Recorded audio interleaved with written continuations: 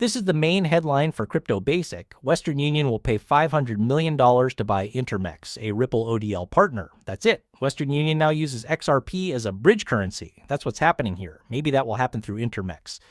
But there's always a chance that they will get rid of it. You'll understand why I say that. Just to be clear, I'm not saying they will. But Western Union, which is by far the largest remittance firm in the world, has had a rocky relationship with Ripple in particular. A long, long, long time ago, they really did use XRP. Actually, that didn't go well. So read this headline. This article is like a time capsule. This is from Fortune Crypto. Western Union is testing Ripple and XRP for sending money. February 14th, 2018. Look at that. I remember thinking, oh, this is really cool when I heard the news. What will happen next? For now, let's assume I was hopeful. Also, this happened after the crypto bubble when it popped. Not everyone had accepted it by then. But the cycle was basically over. Some coins kept going up in value in January and February, and maybe a few more after that. But it was basically over. And like I said earlier, the bubbles popped, which is why the price of XRP itself has been going down to that level. When I heard the wonderful news, though, I was thinking, this is great. Even though I had only been in the crypto industry for 3 months at that point, I knew that the crypto asset class would always be around since it let businesses do things that would not be feasible without it. And I learned that XRP could be useful in this case, perhaps as a bridge currency. I was very happy to see this at the time. I don't need to read the article. I just want to set the situation so that you all have some background. There is also this headline. At this point, it starts to stray a little off course. Yahoo Finance published this article on June 13th, 2018, just a few months after what I just told you. This is the title. The CEO says that XRP isn't making Western Union's payments cheaper. I remember writing about that headline when I initially saw it. I hadn't established my YouTube channel yet, but I've talked about this topic over the years as it came up. Ripple shouldn't have chosen Western Union as a client because the criteria weren't very fair or logical. I'll explain that in more depth soon. You would think that they're the biggest remittance company in the world at first glance, therefore they seem like the perfect client, don't they? Not really, no. I'll get back to that in a minute, but first, look at this. This comes from the Payments Journal. Western Union gives Ripple A. What really happened here after the core review? The CEO of Western Union said this in 2018. There he is talking about XRP. That's right, folks. He argued that using XRP as a bridge currency was still too expensive and that there were no savings to be had. It certainly sounds strange that XRP is so cheap that each transaction costs less than a penny. There will be costs associated if you want to include swaps in the mix. That makes it higher. But XRP is a great way to send money, isn't it? It turns out that Ashish Birla did answer. At the time, he was Ripple's senior vice president of product. And this is what he said. In fact, it is no longer ODL. It's easy to say that because we know what it means in our community. But ODL just switched to Ripple payments. Because of this, there have been a few efforts to change the name. When he talks about XRapid, he is talking about XRP as a bridge currency. Western Union has only used XRapid to send 10 payments so far. Ashish Birla, Ripple's senior vice president of product, says that there aren't enough of them to make a difference. The experimental phase lasted around 6 months, although Western Union spent a lot of that time figuring out how to use its resources and setting up the testing internally. Birla said that the real pilot was only a week or 2 away.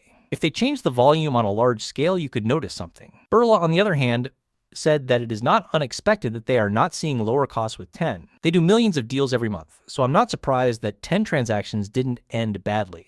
Yes. And he agreed that Western Union was not the ideal target client. This is not because they can't be or wouldn't be used, but because they are not necessarily the best target. The cause is that they are too huge. Also, very large institutions are not suitable potential clients for Ripple when talking about using XRP as a bridge currency because their treasuries work so well. Western Union is not affected by the Nostro Vostro issue because it has a lot of customers all over the world that a lot of small and medium-sized banks have to deal with.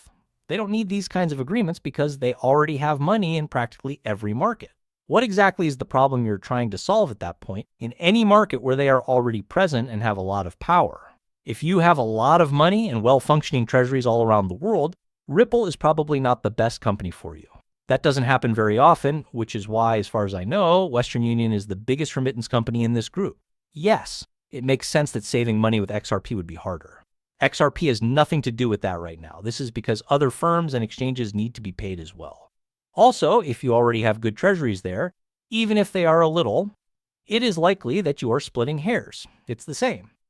If you only made 10 transactions, did you do them in halls where your treasuries might not have been working well?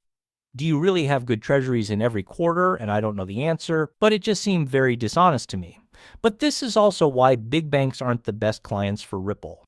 They pay their smaller competitors to get to their liquidity. The big banks have accounts all throughout the world. So you don't have those accounts that don't show up everywhere. If you're a small local bank, whatever that means, and you can't manage all of these foreign exchange operations, you can't. That's why you don't have money in other banks. You're too small.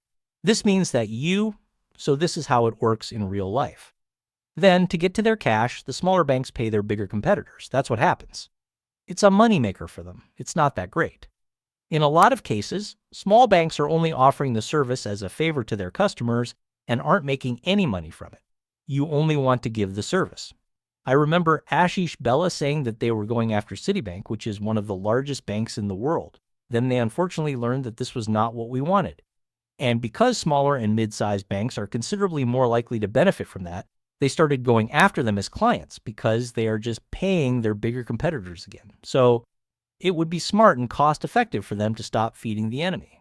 Because of this, the whole campaign worked better than smaller remittance providers. I think that's a great plan. Everything here has its own location. The fact that Western Union has bought one of Ripple's ODL partners makes me worried about what will happen next, which is why I'm writing this post. Western Union has agreed to buy Intermex, a company that uses Ripple's on-demand liquidity service, for $500 million. The agreement boosts Western Union's position in quickly growing remittance corridors, expands its retail network across North America, and gives it direct access to Ripple's technology through Intermex. Western Union is paying $16 in cash for each share of Intermex, which is around 50% more than the company's recent average trading price. The boards of both companies have approved the deal, and they hope to close it by the middle of 2026, as long as shareholders and regulators agree.